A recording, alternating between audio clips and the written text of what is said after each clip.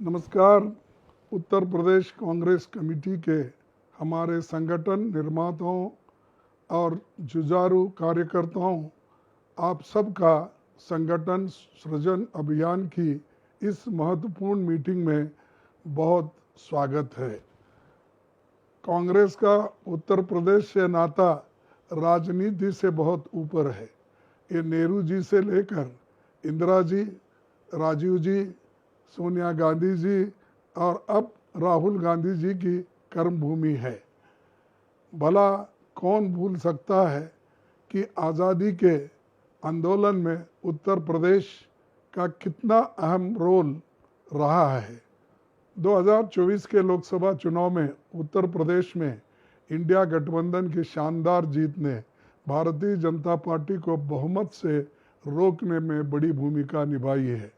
ये चुनाव हमारे देश के लिए, हमारे संविधान के लिए, आम जनता के हक और भागीदार के लिए बहुत अहम था।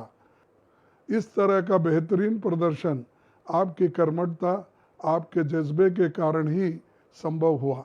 इतने साल सत्ता से बाहर रहने के बावजूद पार्टी के प्रति आपके समर्पण और निष्ठा की मैं सराहना करता हूँ। आज देश एक मुश्किल दौर से गुजर रहा है। निरंकुश सत्ता प्रजातंत्र में जनता की ही अनदेखी कर रही है।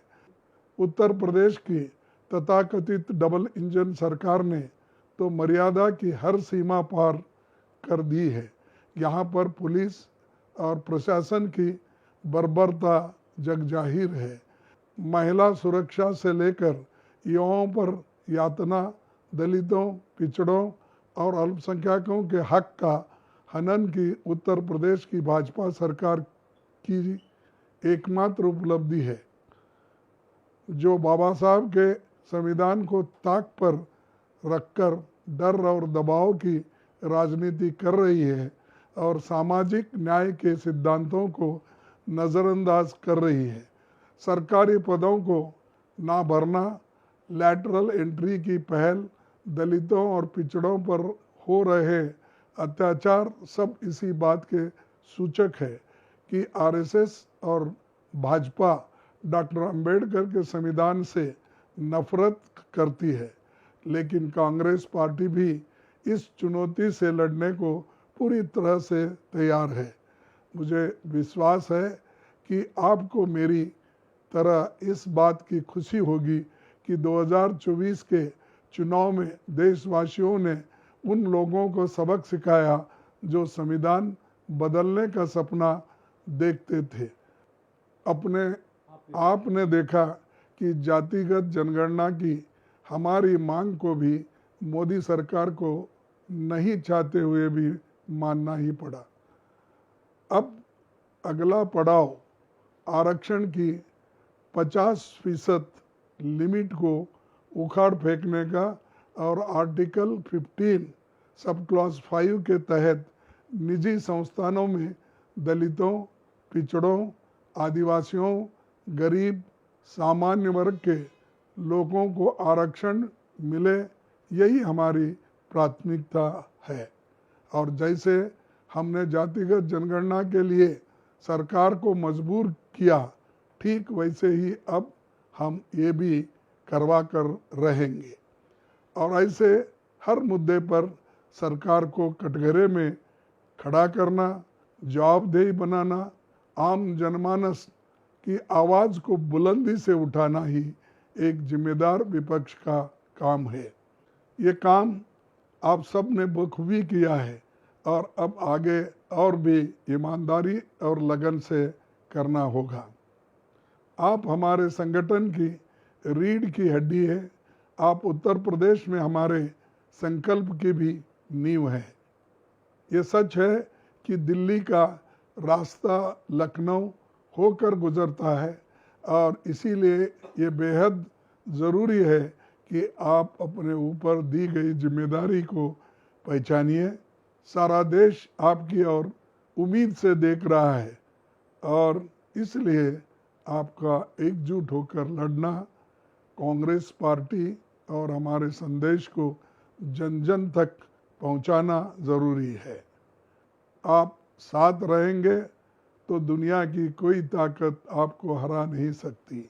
उत्तर प्रदेश का कांग्रेस कमेटी का ये 100 दिनों का अभियान एक साधारण कार्यक्रम नहीं, ये हमारे संगठन को और मजबूत करने, लोगों से सीधा संपर्क स्थापित करने के लिए कांग्रेस का झंडा लहराने के लिए एक बहुत बढ़िया पहल है।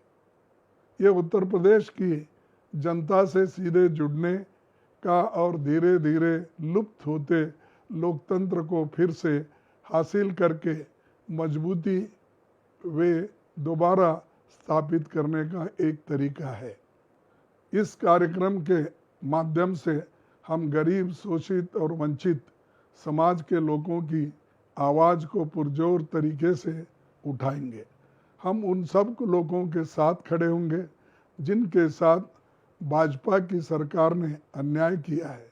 ये कार्यक्रम एक बार फिर से कांग्रेस की विचारधारा, गांधी, नेहरू, पटेल और डॉक्टर अंबेडकर के सिद्धांतों को सजीव करने में मदद करेगा।